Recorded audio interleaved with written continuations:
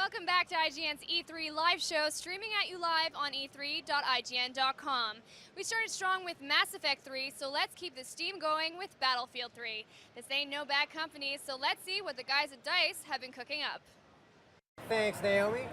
Today we're going to be checking out Battlefield 3, and while you're going to be seeing some footage that you saw at the EA press conference yesterday, we are actually joined by Peter Bach from DICE. He's the executive producer on Battlefield 3, and he's going to be answering some of our questions and giving us a little bit more detail on what we think will be one of the biggest shooters of the year.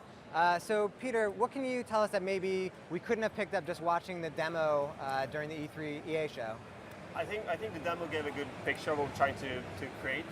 Of course, there's so many different bits and pieces that are kind of not seen first time you play through. So again, you see the the engine doing all its tricks when you see the lighting and all big vistas. That's a big focus for us, being able to render these magnificent landscapes and creating this fantasy of being a tanker. And of course, there's a lot of things that you see in this part of the game that you don't see in other parts of the game. We have more infantry focused and more narrow, urban environments. So we want the whole spectrum of what modern war is about. We have the big open landscapes and tank battles, and you will have jets as well as the tight infantry fighting. Yeah, I guess the tough thing for Battlefield is that its legacy is known as a game that's a great first-person shooter that has vehicles both on air and on land, and then that also has amazing multiplayer. So you've got to kind of combine all those things into one, and then of course the big thing is you guys are adding a lot of destructibility now into the game. Can you talk maybe a little bit about how that plays in for the single-player campaign?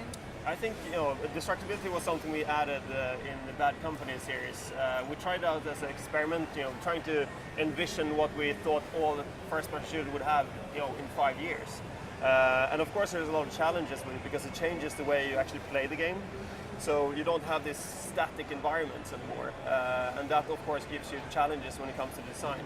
And in Battlefield 3, we tried to take this a big step forward. Of course, by being in urban environments, you need to be able to take down facades, break hole in windows, and everything from the small things to the big things. And again, trying to make the player feel like you're actually empowered by the weapons you're carrying, rather than being at a theme park where you shoot pebble guns. You have an RPG, you want that to blow a hole in the building. That's your fantasy. And then does that reverse happen with kind of the enemies? Is that like an extra danger for you as a soldier, that enemies have that same ability to destroy the environment around you? Yeah, of course. Since you can shoot out their covers, they can of course do the same to you, and that's a big strategic choice that you have. Do I hide behind this wooden fence, or do I go behind something that is more sturdy? You need to be logical and be thinking all the time when you have an environment that is actually destructible. And since campaign is a big part of Battlefield 3, maybe we could talk about actually what is the plot, what is kind of the end game, what is going on in Battlefield 3 at the start of the campaign? Well, we haven't released that many details about the campaign. We showed earlier at GDC, we showed part of the campaign which is more urban, where you're following your main character, Sergeant Blackburn, around a more urban environment in Iran. And now when we saw this mission, where you're in a big open landscape with tanks, also close to Tehran, which gives you a bit of a contrast to where we're going to play. We also have some other interesting settings like Paris, where you actually completely change the way you play because of just the infrastructure of that city. That will also, of course, have destructibility. Well, specifically on sort of the tanks that you're kind of using in Tehran, what can you talk about how that sort of plays for you? What have you changed from, we used tanks in the last Battlefield, so how is that different at all in how it controls? Or? Yeah, we added a lot of depth to the vehicles in Battlefield 3 compared to the Bad Company series, because we wanted it to be very accessible, easy to use for everyone, but if you want that added depth, you have a lot of cool features like the infrared scope that you can turn on and off. There's a lot of small features that you will pick up when you play the game, but we still want to play it to be very accessible for everyone that picks it up.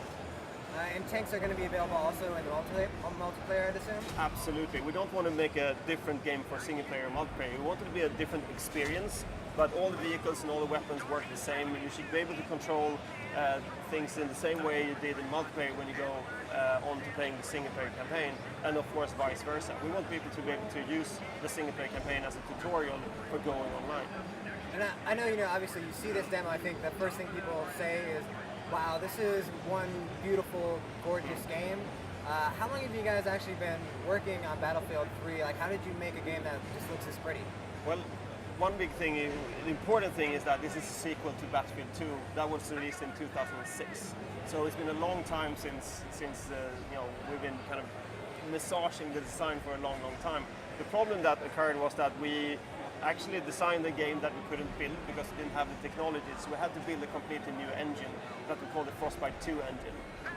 And that engine has been in the works more or less in around 3 years. And what you see on screen is of course a result of these things. I would say that you couldn't build this game with any other engine. Fair enough.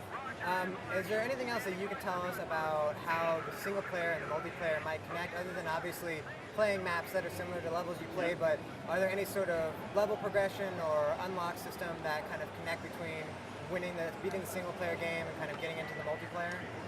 Not really. We don't want to connect them too hard because there's a lot of Battlefield fans that love to play only multiplayer. So some people could be very insulted by us forcing them to go and play the single player to get achievements or get results for their persistence.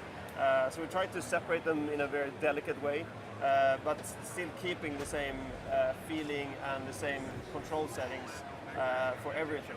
So it's not, again, two completely different games. For people who have played Battlefield Bad Company 2, and who might have played Battlefield 2, I'm sure there's some differing ideas about what they want out of the multiplayer.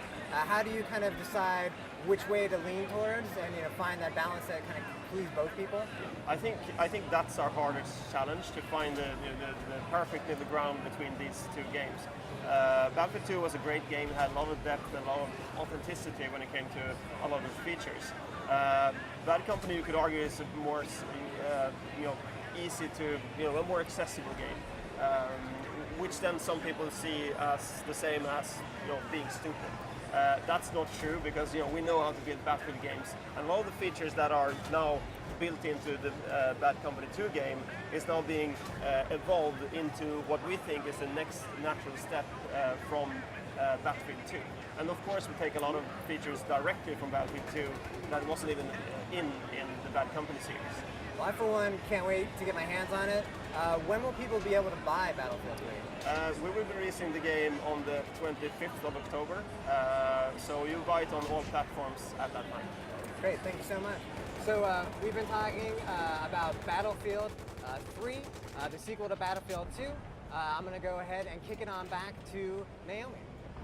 Thanks a bunch, everyone. Up next, we have a game that I've been really looking forward to. Fire up the bat signals, because Batman Arkham City is coming up next.